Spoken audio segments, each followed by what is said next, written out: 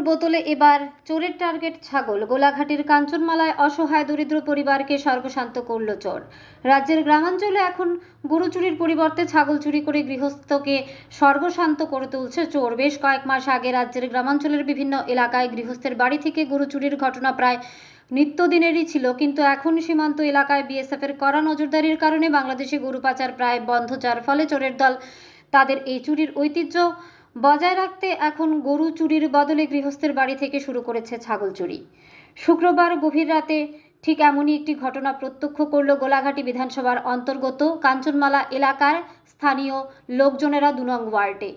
এই এলাকার দিনমজুর প্রদীপ রায় সহ ওনার পরিবার বর্তমানে গরু এবং ছাগল প্রতিপালনই ওদের একমাত্র ভরসা। প্রদীপ রায়ের স্ত্রী প্রতিদিনের মতো শুক্রবার সন্ধ্যায় তাদের গরু এবং ছাগলগুলো ঘরের ভেতরে বেঁধে দরজায় তালা লাগিয়ে রেখে খাওয়া দাওয়া করে ঘুমিয়ে পড়েন। শনিবার সকালে ঘুম থেকে উঠে উনি ঘর থেকে ছাগল বের করতে গিয়ে দেখেন দরজা খোলা এবং দরজার তালাটি নিচে পড়ে রয়েছে। তৎক্ষণাৎ তিনি ঘরে ঢুকিতেই দেখতে পান ওনার ঘরের 2টি ছাগল নেই, তার মধ্যে একটি গর্ভবতী ছাগলও ছিল।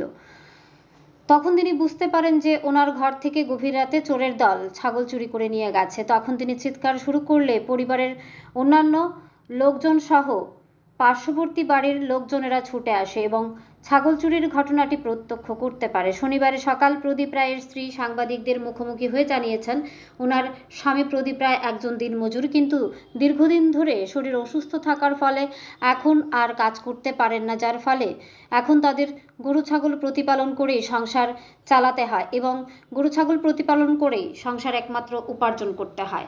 তিনি জানিয়েছেন কিছু হওয়া 2টি ছাগলের আনুমানিক বাজার মূল্য প্রায় 15 থেকে 16 হাজার টাকা হবে। ওনার বাড়ি থেকে এভাবে 2টি ছাগল চুরির ঘটনায় আর্থিকভাবে পরিবারকে অনেকটাই ভেঙে পড়তে হয়েছে। ব্যুরো রিপোর্ট আরই ধর্মনগর। আরে সকালবেলা আমি উঠছি, উঠে সাই গরুটি বাইক উঠছি, প্রথম বাইকের সিঁড়ে গেছি ছাগল ঘর তালা করতাম, চাবিটা লেগে গেছি গিয়া দিয়ে দরজাটা সিয়া তালা, আরে তালাটা খুঁড়ি সিটকে এটা শুধু দিয়ে রাখছে কি তারি, এটা তো তোমার সিটকে দিয়ে রাখছে, তালাটা দিই নাই। এবার তালা বিছাতেছে, এমনি তার বাবুর ডাক দিছে, আমি ছাগলটি নাই। এবার গরু গেছি দরজা খুললা গিয়ে দিই এই কেতানি উদা বাচ্চা 2টা আর বুড়া ছাগলটা, আর পাড়া একটা বড় আসলো ওইটা নিতে গা, গাব ছাগল একটা আসলো ওইটা লয়ে গেছে গা। না একটু টের পাইছি না, ফ্যান চালাই রাখছি, কিছু টেরটাও পাইছি না।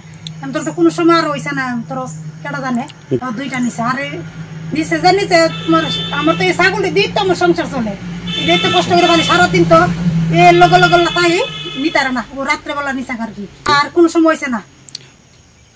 তো প্রায় 15-16 তৈ বই একটা বড় ছাগল গাপ, এরপর তোমার ফাটাটা তো 5-6 হাজার টাকা শিউর দিলে প্রদীপ প্রায়। আগে কাজ টাজ করতে অনেক তো শরীর খারাপ, কাজ টাজ করে না, অনেকবার টুকটাক করে আর কি। কাঞ্চনমালা 2 নম্বর।